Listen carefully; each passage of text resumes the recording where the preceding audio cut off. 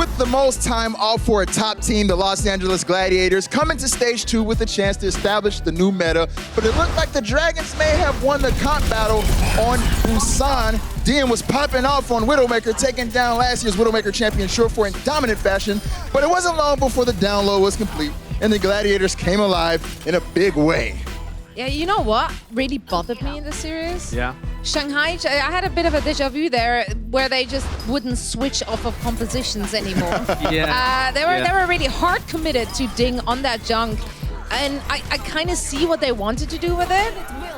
It's nice. Yeah. I guess can work, but it really didn't work. They didn't get anything out of the tires. And if you don't get any value out of those tires, and you're putting so much resources into getting that tire ready, then what's the point? Might as well switch. Teams did play this a little bit last year. I mean, it wasn't a popular composition by any means, but there was an idea behind it on Anubis in particular.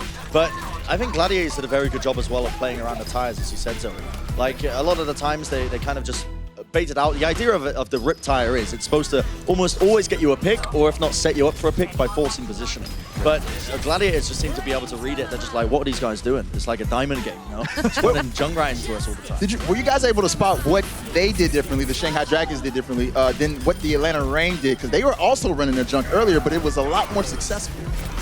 I think that just comes down to how well it was punished, honestly. I think the Junkrat can work against teams that don't really, aren't very on point with being able to shut it down. You can see Shanghai again running it here, trying to force it a little bit. In the composition where you just have it surrounded by the rest of the triple tank, triple support roster, so he's right, it all comes down to those big tires. And they were completely getting outplayed by the Gladiators, shutting them down. Decay, Shaz, picking them off every single time.